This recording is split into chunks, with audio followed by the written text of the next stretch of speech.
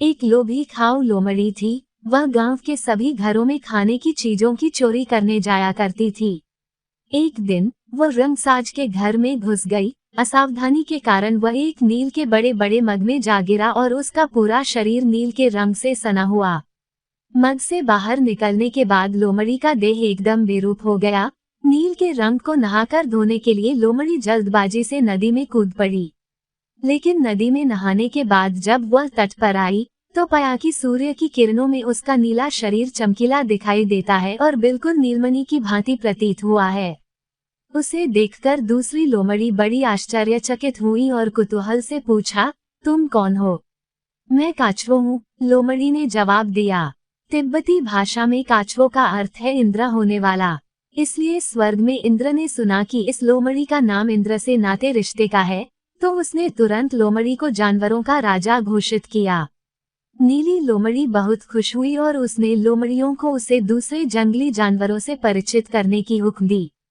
दूसरे जानवरों ने भी लोमड़ी के इस प्रकार के नील रंग को कभी नहीं देखा और उन्हें बड़ा ताज्जुब हुआ।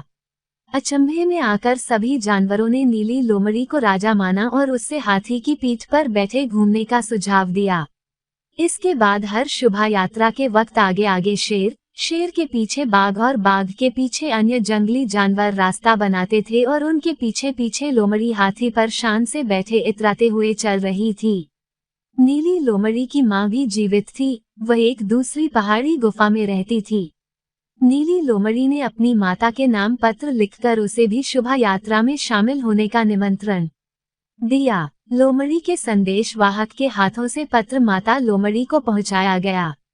पत्र में लिखा गया था, पूज्य माता जी, तुम्हारा पुत्र अब राजा बन गया है। कृपया आप मेरे पास आएं और एक साथ सुखमय जीवन का साझा करें। माता लोमड़ी ने संदेश वाहक से पूछा, राजा लोमड़ी के मातहत कौन कौन है? तो जवाब मिला, हमारी लोमड़ियों के अलावा शेर, बाघ और हाथी आदि भी हैं।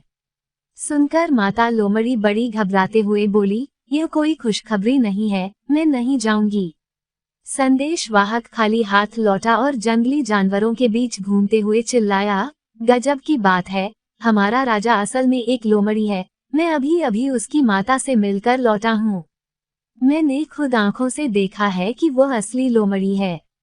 अन्य लोमड़ियों ने संदेश वाहक की बातें सुनने के बाद असलियत जानना चाहा और एक साथ ऊंची आवाज में चिल्लाए, तुम असलियत बताओ, नहीं तो हम तुम्हारे शरीर के रंग को झाड़कर साफ करेंगे।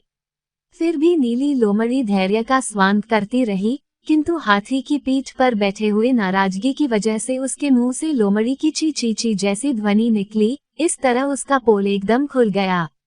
हाथी को बड़ा अपमानित होने का महसूस हुआ और वह आग बबूला होकर बोला, तू लोमड़ी है, कैसे मेरी पीठ पर बैठने का साहस हुआ हो?